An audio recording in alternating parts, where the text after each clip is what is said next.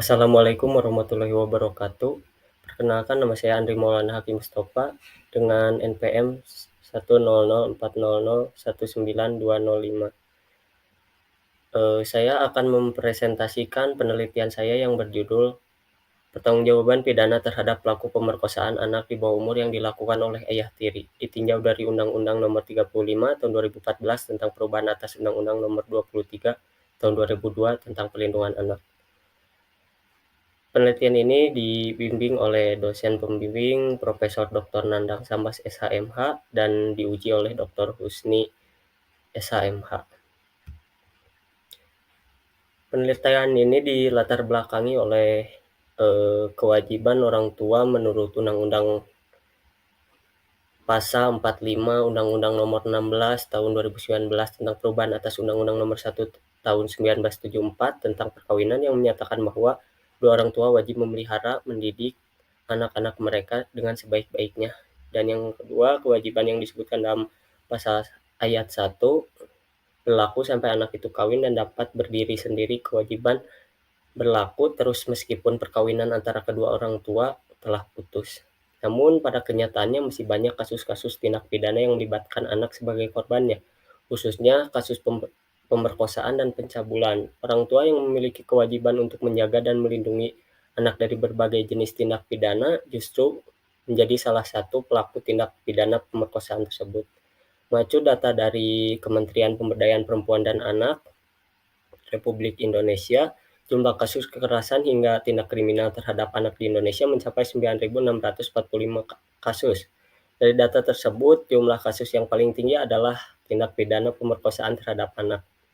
Jika dirinci lebih lanjut berdasarkan jenisnya, kasus kekerasan seksual tersebut menduduki peringkat pertama dengan 4.280 kasus. Dari seluruh korban tindak pidana pemerkosaan, lingkungan keluarga atau rumah tangga yang mendominasi kasus tindak pidana pemerkosaan tersebut, yaitu sebanyak 3.929 kasus.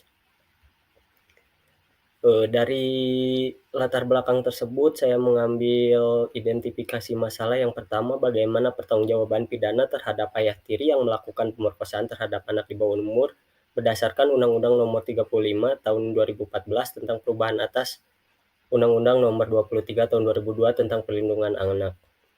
Dan yang kedua, bagaimana upaya penanggulangan untuk mengurangi tindak pidana kekerasan seksual terhadap anak di bawah umur. Metode penelitian yang digunakan yaitu metode pendekatan yuridis normatif, spesifikasi penelitian yaitu descriptive analysis, metode pengumpulan data dengan penelitian kepustakaan, dan metode analisis data dengan metode kualitatif. Untuk pembahasan yang pertama, pertanggungjawaban pidana terhadap ayah tiri yang melakukan pemerkosaan terhadap anak di bawah umur berdasarkan Undang-Undang Nomor 35 Tahun 2014 tentang perubahan atas Undang-Undang Nomor 23 Tahun 2002 tentang Perlindungan Anak. Dalam kasus pemerkosaan yang terjadi akhir-akhir ini banyak yang dilakukan oleh orang terdekat dari korban, misalnya keluarga. Salah satu contoh kasus pemerkosaan yang dilakukan oleh anggota keluarga ialah kasus yang terjadi di Kabupaten Ciamis, yang dimana pelaku merupakan ayah tiri korban. Dari kasus tersebut, pertanggungjawaban pidana bagi pelaku diatur dalam pasal 81 Junto pasal 76D Undang-Undang Nomor 35 Tahun 2014 tentang perubahan atas Undang-Undang Nomor 23 Tahun 2002 tentang Perlindungan Anak.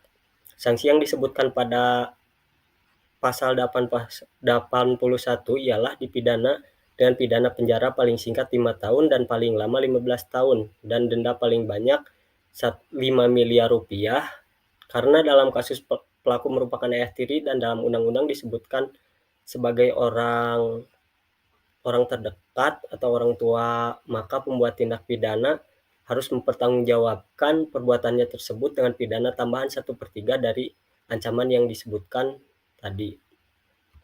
Yang kedua, upaya penanggulangan untuk mengurangi tindak pidana kekerasan seksual terhadap anak di bawah umur. Yang pertama, upaya preventif yang merupakan upaya non-penal dengan cara satu, meningkatkan penyebaran agama dengan rutin, kedua, meningkatkan pendidikan mengenai etika dan budi pekerti di kalangan masyarakat, ketiga, memberi penjelasan mengenai bahaya-bahaya serta ancaman hukuman terhadap pelaku tindak pidana kekerasan seksual. Apalagi sering melihat kejadian yang terjadi pada saat ini di mana terhadap para pelaku tindak pidana kekerasan seksual, jika tertangkap oleh masyarakat, maka masyarakat tak akan ragu-ragu untuk menghakimi sendiri para pelaku tindak pidana kekerasan seksual tersebut.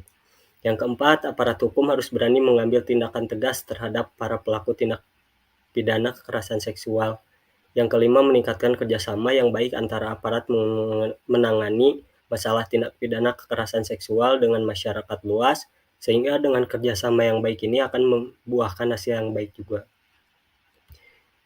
Yang kedua, upaya represif, yaitu keseluruhan upaya dari segala upaya kebijakan dan tindakan yang diambil sesudah timbulnya atau terjadinya kejahatan tersebut. Cara ini dilakukan dengan memberikan sanksi yuridis, yaitu sanksi yang ditetapkan dalam hukum pidana material dengan sanksi pidana penjara seberat-beratnya, dan kedua, sanksi sosial, yaitu sanksi yang diberikan oleh masyarakat terhadap orang-orang yang melakukan perbuatan tercela berupa pengucilan sosial dan semacamnya.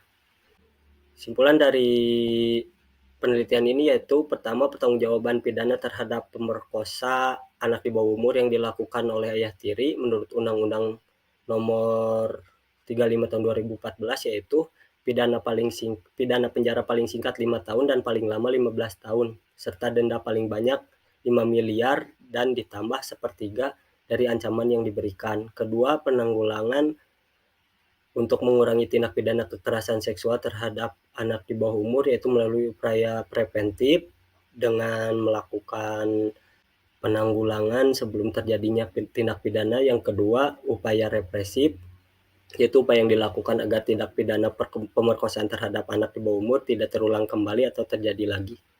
Sekian yang dapat saya sampaikan. Wabillahi taufiq wal hidayah. Wassalamualaikum warahmatullahi wabarakatuh.